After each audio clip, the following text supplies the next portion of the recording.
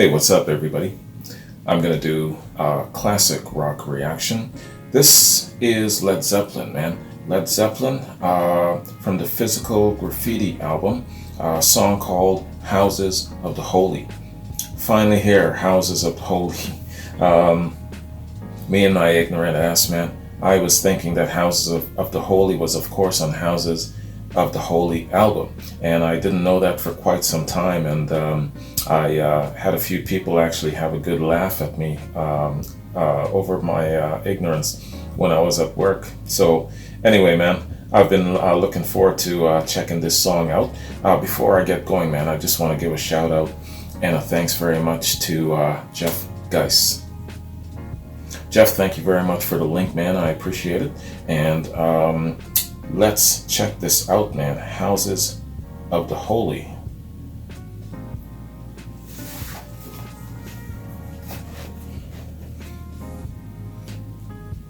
Led Zeppelin, Houses of the Holy. Let's get it.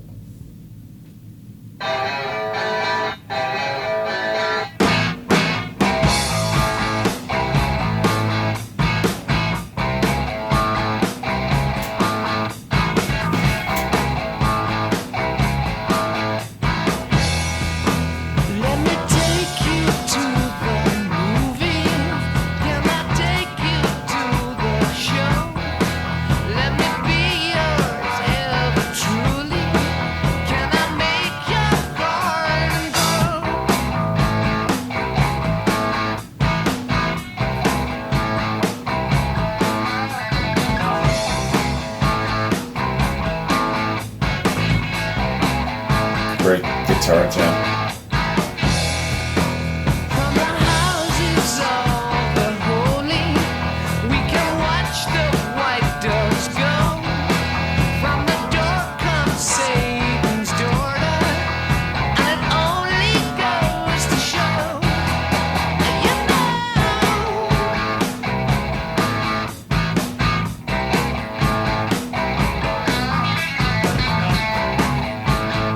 From the door comes Satan's daughter.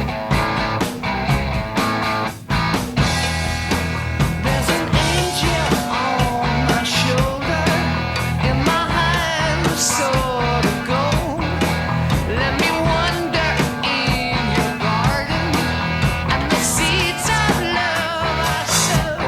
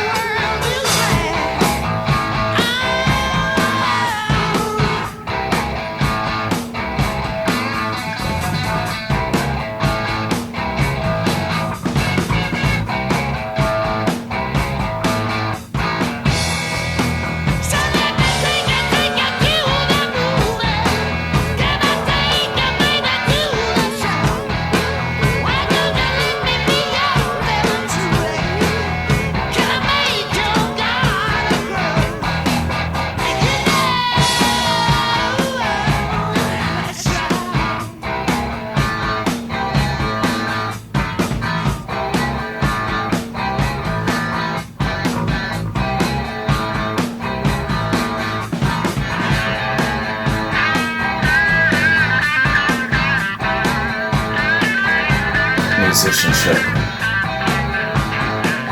on point.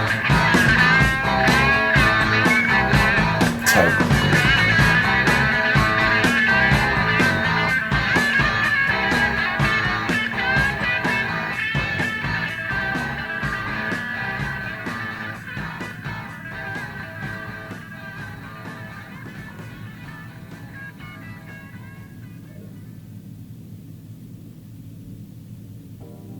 All right, man. That was an excellent song.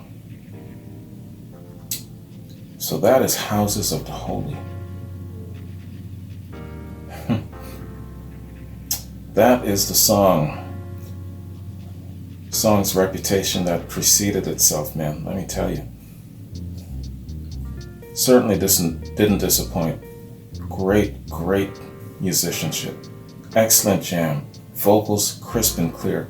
I can understand every single word that Robert Plant is singing. Sometimes I struggle with his verbiage a little bit. I have to listen extra carefully, but not with this song. Just crisp, clear, excellent delivery. A few verses kind of threw me off a little bit though, and I was just trying to get the big picture of what the song is about. I think overall it's maybe him trying to court a lady. Maybe they run in the same party circles, something like that. But there's a verse there. What was it? Something about here comes, from the door comes Satan's daughter. And it only goes to show, and I'm thinking, okay, it only goes to show what is Satan's daughter, just phrasing back then, labels back in the day to describe a partying woman, a partying young lady, or is there more? I know that they write songs that have references to Lord of the Rings, and they are avid readers, and they used to read a lot of fantasy books. So am I thinking too hard, or is it, what am I missing? I feel like I'm missing something. So tie up the big picture for me. That's what I'm asking, because I'm only getting it in parts, but I don't think that I'm getting the full big picture of the song. You know your Led Zeppelin stuff better than me, so tell me what it's all about and what I'm missing, okay? But hey, other than that, musicianship is on point, lyrics is excellent, timing, precision. Man, these guys are just masterful in every way. You know, it doesn't seem that they have any weakness at all. You know, it's just tight all around, man. Fantastic. Great guitaring in this. Great drumming in this. The bass was just fantastic. Everything was great in this, man. Yo, definitely an excellent song. And it's the right length too. It wasn't too long, it wasn't too short, you know. And man, let me try and think of something that I didn't like about this song. I can't think of anything that I didn't like about it. It's just, I think it's just my limited mental capacity to totally grasp what the song is trying to convey. I think that's all it is.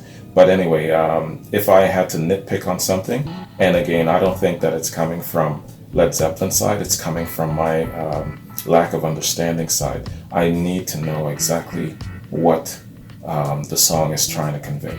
That's all. And that's really nothing. So let's do a little background, man. Every song has a story. And let's see what Houses of the Holy can teach us, man. Sorry, I'm just bringing up my Wikipedia page here. There we go, man. All right. So, Houses of the Holy. Houses of the Holy is a song by English rock band Led Zeppelin from their 1975 sixth album, Physical Graffiti. The name of the song was used for the title of the band's fifth album, although the song was not included on that album. The song was originally set to be the title track of the fifth album, but they decided the song did not fit well with the other album material, so it was moved to the sixth album.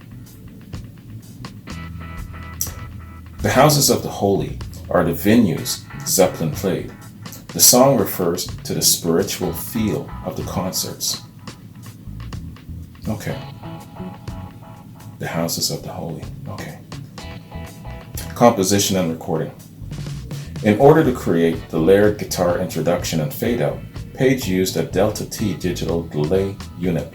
The squeak of John Bonham's drum pedal can be heard throughout the song. So he had the same drum pedal from Led Zeppelin 3 when I first got introduced to Since I've Been Loving You. So 3 albums later, he still got the same damn squeak. Record producer Rick Rubin has remarked, quote, "This is a funky jam with really interesting jazzy chords. It's one of their more compact feeling songs, and it's the only Zepp song to use what sounds like a cowbell," unquote. Live performances. Despite being a fan favorite, this was never performed live, though Robert Plant performed it with the Band of Joy during his 2010 solo tour. Additionally, Jimmy Page and the Black Crowes tested out the song in rehearsals for their 2000 tour, but dropped it before touring began. Reception. In a contemporary review of Physical Graffiti, Jim Miller of Rolling Stone gave Houses of the Holy a positive review, saying Plant's lyrics mesh perfectly with Page's stuttering licks. Miller continues, "Here again, the details are half the fun. Bonham kicks the cut along with a cowbell, while the 2 final verses add what sounds like a squeaky chorus of duets behind the vocal. Plant, meanwhile, is almost inaudibly overdubbed on the song's central chorus, underlining the phrase, 'Let the music be your master,' unquote." He got very detailed there. The song was released as a single in Italy, where it reached number 27. Okay, that's interesting. They, as a band, usually don't release singles, so that's quite interesting. And that is all that Wikipedia has for us, man, on the information of this song. But yeah, okay, that's my big takeaway. The Houses of the Holy are the venues Zeppelin played, and the song refers to the spiritual feel of their concerts. Interesting, man. To be there in one of those concerts, let me tell you. When you were around, those of you who were old enough to see Led Zeppelin, if you ever got to see them, did it feel like there was a great spiritual essence about their concerts? Did it set them apart from other acts at the time, contemporary acts at the time? Did you have a spiritual experience when you saw Led Zeppelin? Let me know about that. Go back and try and connect to the feel, the buzz in the air, the feeling. Was there tranquility? Was there a sense of connecting to a particular musician in the band?